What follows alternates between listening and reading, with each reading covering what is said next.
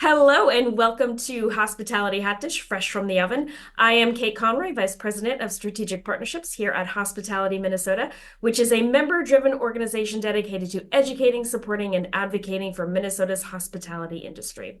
What you can expect from the Hot Dish are conversations with restaurants, hotels, resorts, campgrounds, and the allied members who support those businesses in the state of Minnesota.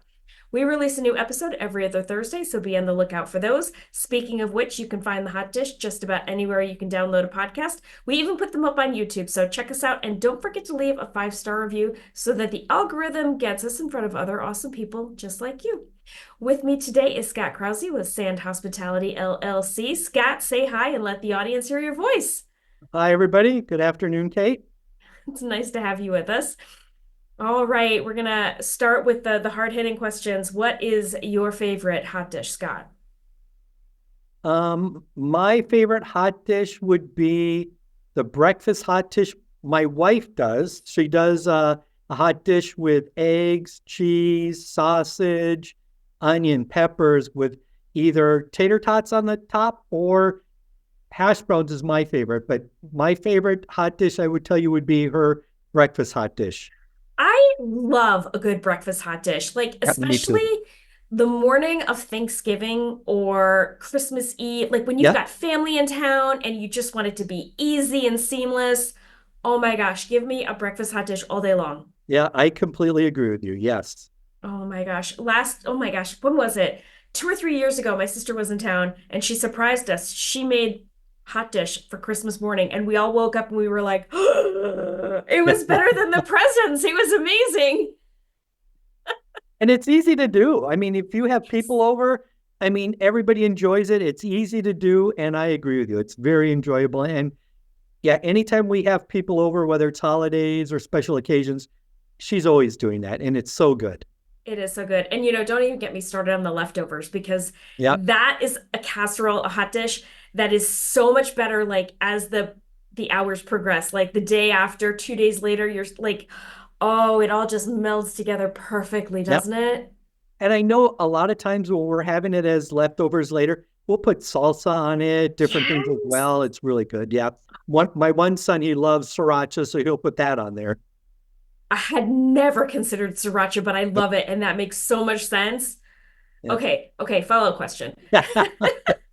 Follow-up question. In the breakfast hot dish, would you use bacon or sausage? Because I like the sausage, but I could see bacon working really well, We Sausage is the go-to, but right? yes, she has done it with bacon. She's also done it with ham, but sausage is typically always the go-to. Yeah, because then it gets all crumbly and Yep. spicy. So Now when I'm what here's hungry. when she'll use the ham, Kate, Okay. is Easter because we a lot of times we'll get a honey baked ham and Yep. then we have the extra. So she'll dice that and then do it in the hot dish the next morning. Oh, it's perfect. That Yeah. sounds so good. I'm very hungry now. This is all your fault. I apologize. Next question. In terms of hospitality, what is your why? My why. So I guess the why would be Disney. Right out of high school when I was going to college, I'm from Southern California, went to work for Disney and got hooked in hospitality then and there. So my first job, I was a train conductor. I also drove vehicles up and down Main Street. We had an omnibus, fire truck. I even worked in the parking lot. We drove trams to get people to the front gate. Had been with Disney for a number of years and did different things with the organization from working special events, which what could be private parties. We did movie premieres, corporate closures, if you will, different lands. So companies would buy out the park and we would do those special events as well. At one time, I even did sales. I had the Asia Pacific Rim where I was selling to wholesalers overnight packages that include airfare, overnight stays, Disney tickets. So I had from San Diego to Anchorage to Hong Kong, Tokyo. It was a great time. It was the easiest selling job anybody could ever have in their lives. Going to travel agencies saying, "Hey, we're selling Disney packages." Yeah, it was very enjoyable. It was a great organization to work for. That's amazing. And I mean, if I'm not mistaken, but Disney has a really amazing reputation and record, especially with regard to like their training program. Like Yeah. there is nobody that does training like Disney if I'm remembering that right. Yeah, well, yes, they do a great job. They've had a lot of practice. There's a lot of terminology that you're a cast member. When you're out Yes. there, you're on stage, and to always remember that because we are there for the guests, and to always remember that. And yeah, the cleanliness, the attention to detail that they do on everything they do is just amazing. Yeah, it's a tremendous organization. That's amazing. Somebody said to me once, I had been in this role, I've been doing Chamber of Commerce and Business Association work for literally 20 years now. And somebody said to me early in my career, you are a television and you're always on. Doesn't matter where you are, in Here, the yeah, office, at an event, behind the podium, behind the registration desk, be mindful of that. And that always stuck with me. And it's true. And I love that Disney is like kind of you're a cast member. yep, You're on stage all the time. yep, Be mindful of that. I think it's important. It's an interesting perspective, I guess. I like it. yeah. Well, and it's a very magical place, and that's why, again, part of the training program for day one before you're on stage, they're going over all that, so to make sure you understand the importance of it, and part of that Disney magic. So yeah. I love that.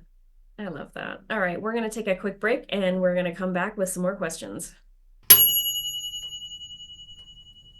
Welcome back, everybody. Scott Krause with Sand Hospitality. What is your favorite Minnesota escape? Um, my wife and I, our favorite escape, our happy place, if you will, is the North Shore. We love Mm, going up there. We'll go up once a year to explore. We've been up there in the winter. We typically go up in the fall. We love hiking, especially discovering new waterfalls, whether it's Gooseberry or Tetagooch or Grand Portage. And we love the people. We love the dining experiences, whether it's going to the Angry Trout or the Coho Cafe we really enjoy. Yeah, we love that area. And my wife's the one that came up with the expression, this is my happy place. And I agree with her 100%. I like that. And we kind of breezed through your statement earlier that you're a transplant from California. So Yep. I want to like pause for a second and acknowledge that that is a pretty drastic change in climate and personality of the people. Um, so talk a little bit about what it was like when you first got here. And not only are you here, but now up north, like you want to just get colder. That's amazing.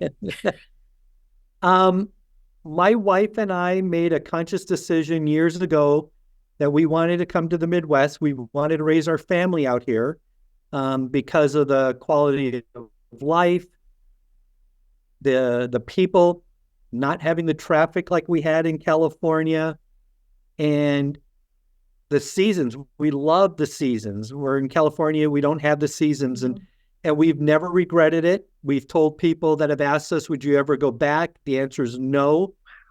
We love the Midwest.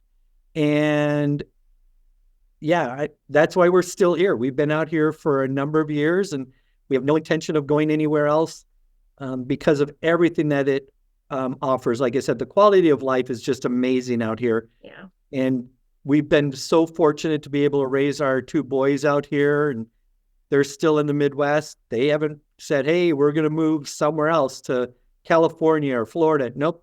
They're still in the Midwest. They want to stay out here too, and start their families. So yeah, we've loved it here and have never looked back. That's awesome. The Midwest really is the best. Yeah. I mean, the coasters talk about flyover country, but it's just paradise. I love it. And I agree. We love the fall. Now, I'm not asking for the fall to start. I don't want the summer to end yet. Yeah, But yeah, fall is one of my favorite seasons out here. And again, not wishing for it to start tomorrow.